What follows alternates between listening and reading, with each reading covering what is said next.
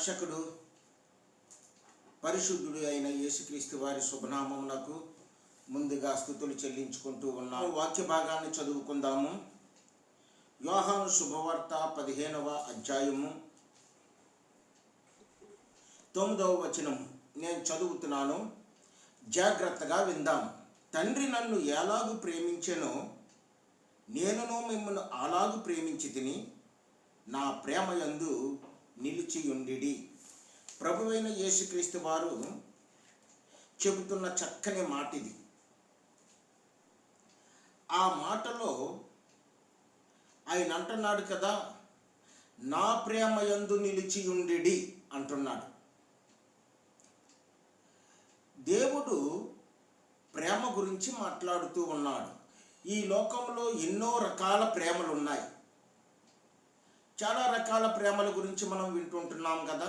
కొన్ని సినిమాలు, సీరియల్స్, ఇంకా రకరకాల నవళ్ళు, ఇలాంటివెన్నో ఈ లోకంలో చలామణిలో ఉన్నా అవన్నీ కూడా ఏ ప్రేమను తెలియచేస్తూ ఉన్నాయంటే టీనేజ్ లవ్ని తెలియచేస్తూ ఉన్నాయి.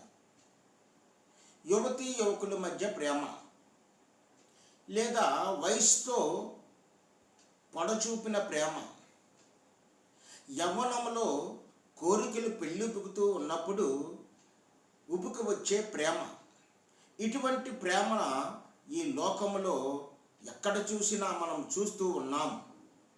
మరి ప్రభువు మాట్లాడుతున్నది ఇలాంటి ప్రేమ కోసమా? యేసు ప్రభువు నా ప్రేమ యందు నిలిచియుండిడి అనే మాట మానవ సంబంధమైన ఈ తుచ్చమైన శరీర కోరికలు తీర్చుకునే ప్రేమ కోసమా? అది ఎంత మాత్రమూ కాదు. మరి యేసయ్య ప్రేమ గురించి ఎందుకు మాట్లాడుతున్నాడు? ఎందుకంటే దేవుడు ప్రేమామయుడై ఉన్నాడు కాబట్టి. ఒక వాక్య భాగం చదువుకుంటే మనకి ఇంకా బాగా అర్థమవుతుంది. మొదటి యోహాను పత్రిక 4వ అధ్యాయము 16వ వచనంలో ఏమని రాయబడి ఉందో చూడండి. అక్కడ 16, మన ఎడల దేవునికి ఉన్న ప్రేమను మనం ఎరిగిన వారమై దాన్ని నమ్ముకొని ఉన్నాము.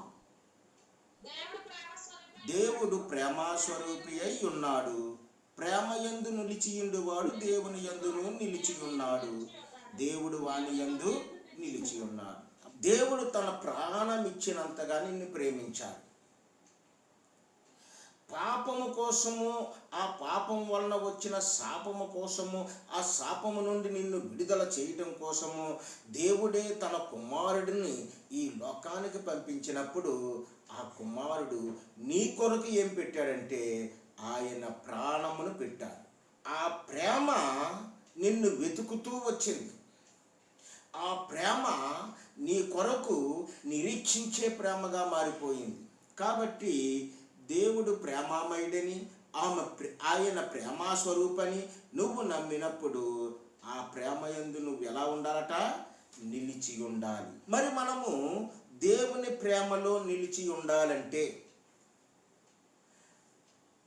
ఆ ప్రేమ మనకి కావాలంటే మనం ఏం చేయాలి? ఆయన ప్రేమలో నిలిచి ఉంటే మనలో ఆయన ఉంటాడు, ఆయనలో మనం ఉంటామని వాక్యము చెబుతుంది. అప్పుడు మనం ఏం చేయాలి? మొదటగా ప్రభువుని ప్రేమించాలి, విస్తారముగా ప్రేమించాలి. ప్రభువుని విస్తారంగా ప్రేమించాలి. ఈ లోకంలో మనము అన్నిటినీ ప్రేమిస్తామండి. ఈ లోకములో ఉన్న ప్రతి విధమైన వస్తువుని మనం ప్రేమిస్తాము కదా. మన కుటుంబాలను ప్రేమించుకుంటాం, పిల్లల్ని ప్రేమించుకుంటాం, మనం కొనుక్కున్న వస్తువుల్ని, ఇంకా చూస్తే మనం కొనుక్కున్న కారుల్ని, బళ్ళుని ఎంతో విస్తారంగా ప్రేమించుకుంటాం. కొత్తగా కారు కొన్న ఒక యజమాని ఏం చేస్తాడంటే ఆ కారుని ఎంతగానో ప్రేమిస్తాడు. ప్రేమించి అతను ఏం చేస్తాడంటే ఆ కారు మీద చిన్న మచ్చైనా డాగైనా పడకుండా, ధూళైనా పడకుండా ఏ సందర్భంలోనైనా సరే ప్రతిరోజు పొద్దున్న సాయంత్రం దాన్ని తుడుస్తూనే ఉంటాడు. మరి అటువంటి ప్రేమ ఈ లోకపు వస్తువుల మీద, ఈ లోకపు బాంధవ్యాల మీద, మనుషుల మీద ఉంది. కానీ మనకు ప్రేమించే దేవుడు ఒకడున్నాడని, ఆ ప్రేమించే దేవుడు ఆయనలో మనము నిలిచి ఉండే స్థితిని మనము కనుగొనాలంటే మనం ఏం చేయాలంటే మనము విస్తారముగా దేవుణ్ణి ప్రేమించాలి. విస్తారముగా. లూకాసు వార్తలో పరిసయ్యుడు ఒక ఆయన ఉన్నాడు. ఆయన యేసు ప్రభు వారిని చూసి, ఆ పరిసయ్యుడు ఒకరోజు ఆయన దగ్గరికి వెళ్ళి మా ఇంటికి వచ్చి మాతో భోజనం చేయండి అని అడిగాడు. ప్రభువు తన శిష్యులతో ఆ పరిసయ్యుడి ఇంట భోజనానికి వెళ్ళి కూర్చున్నాడు. కూర్చున్న తర్వాత ఆ పరిసయ్యుడి ఇంట యేసు ప్రభు వచ్చాడని ఆ ఊరిలో ఒక పాపాత్మురాలైన స్త్రీ తెలుసుకుని హృదయములో పడవబడినదై ప్రభువు దగ్గరికి వెళ్ళి ఆ వెనకనే ఉండి ఏం చేసిందంటే ఆ కన్నీటితో ఆయన పాదాలని తడుపుతుంది. తన తల వెంట్రుకలతో ఆయన పాదాలను తుడుస్తూ ఉంది. తన దగ్గరున్న అత్తరు బుడ్డిని తీసి ఆయన పాదాలకు పోస్తుంది. ఈ దృశ్యాన్ని చూసిన ఆ పరిసయ్యుడు తన మనసులో అనుకుంటున్నాడు, ఈయన నిజంగా దేవుని దగ్గర నుండి పంపబడిన వాడైతే ఈమె ఎంత పాపాత్మురాలో ఈయనకిట్టే తెలిసిపోతుంది అని మనసులో అనుకుంటున్నాడు.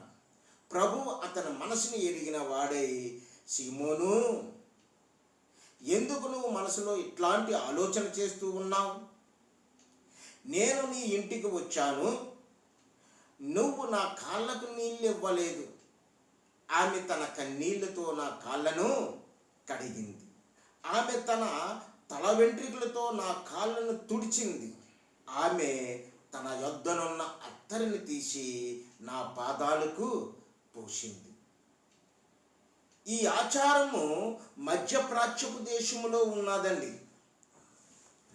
ఆ ప్రాంతంలో ఎవరైనా ఒక అతిథి వారింటికి వచ్చినప్పుడు ఎవరైతే ఆ ఇంటి యజమానుడు ఉంటాడో లేకపోతే ఆ ఇంట దాసులు ఉంటారో వారు గబగబా వెళ్ళి త్వరగా వెళ్ళి ఆ అతిథికి నీరునిచ్చి వారు పాదాలను కడుగుతారు.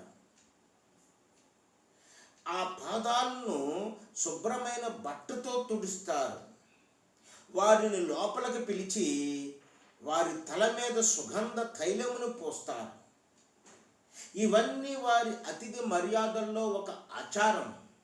కానీ ఈ పరిసయ్యుడు ప్రభువును పట్టించుకున్నవాడు కాదు, ప్రభువుకి నీరిచ్చినవాడు కాదు, ప్రభువుని తువాలిచ్చి తుడిచినవాడు కాదు, ఆయన తలను నూనెతో అభిషేకించినవాడు కాదు. కేవలము ఈయన ఒక ప్రవక్తని చెప్పుకుంటున్నాడు. ఇలాంటి ప్రవక్త నా ఇంటికి పిలిస్తే నాకేదో గొప్ప వస్తుంది, నా సమాజంలో మంచి పేరు వస్తుంది అనే ఆ దురుద్దేశంతో పిలిచిన వాడు తప్ప ప్రభువుని ప్రేమించి పిలిచినవాడు కానే కాదు. మరి ఈ స్త్రీ అయితే ప్రభువుని ప్రేమించింది, విస్తారముగా ప్రేమించింది. అందుకే ఒక ఉపమానం చెబుతాడు. ఒక యజమానుడు ఇద్దరు దాసులకి అప్పిచ్చాడు. ఒకడికేమో 500 దేనారముల, వాడికేమో 100 దేనారములు ఇచ్చాడు. ఇద్దరిని క్షమించాడు. ఎవరిని ఎక్కువ క్షమించినట్టు అని అడిగినప్పుడు ఆ పరిసయ్యుడు అంటాడు, ఎక్కువ అప్పు తీసుకున్నవాడే అంటాడు. నిజమే, మనము పాపమనే దాస్యమునకు అమ్మబడి ఉన్నాము కాబట్టి ప్రభువు మనల్ని తన స్వరక్తం ఇచ్చుకుంటున్నాడు, మనల్ని రుణ విముక్తిని చేస్తూ ఉన్నాడు. అటువంటి ప్రభువు గొప్ప కార్యము ఇక్కడ కనపడుతూ ఉంది. అందుకే యేసు ప్రభు అంటాడు కదా, లూకా సువార్త 7వ అధ్యాయము 4వ వచనము, ఆమె విస్తారముగా ప్రేమించినది కనుక ఆమె విస్తార పాపములు క్షమించబడినవి అని చెబుతూ నీవు సమాధానము గలదానివై వెళ్ళుము అంటాడు. ప్రభువు ఎంత దయామయుడో చూడండి. ప్రేమించాలి. మనము ప్రభువులో నిలిచి ఉండాలంటే ఆయన్ని ప్రేమించాలి. మోషేకి ఇచ్చిన ధర్మశాస్త్రము కూడా అదే చెబుతుంది. ద్వితీయోపదేశ కాండము 6వ అధ్యాయము 5వ వచనము, నీ పూర్ణ హృదయముతోనూ, నీ పూర్ణ ఆత్మతోనూ, నీ పూర్ణ శక్తితోనూ నీ దేవుడైన యెహోవాను ప్రేమించవలెను. నీ దేవుడైన యెహోవాను నువ్వు ప్రేమించాలి. మనము ఈ లోక భోగ భాగ్యాలను ప్రేమించే వారముగా ఉన్నాం. ఈ లోకములో స్నేహితుల్ని, బంధువుల్ని, మిత్రుల్ని అందరినీ ప్రేమిస్తూ ఉన్నాం. దేవుడి కొరకు కొంచెము కూడా ప్రేమ చూపే వారముగా లేవు. కానీ దేవుడు మనల్ని విస్తారముగా ప్రేమిస్తున్నాడు. ఎంతగా ప్రేమిస్తున్నాడంటే తన ప్రాణమునిచ్చి మనల్ని ప్రేమించాడు. తన ప్రాణమునిచ్చి మనల్ని ప్రేమించాడు. మరి ఈ స్త్రీ ప్రేమలో కపటం అనేదే లేనే లేదు. కాబట్టి ఆమె క్షమించబడింది. ప్రియమైన విశ్వాసి, మనము కపటము లేని హృదయముతో ప్రభువుని ప్రేమిస్తే ప్రభువు కొరకు మనము సమస్తాన్ని ఇవ్వగలుగుతాము. అప్పుడు ప్రభువు మనలో నిలిచి ఉంటాడు.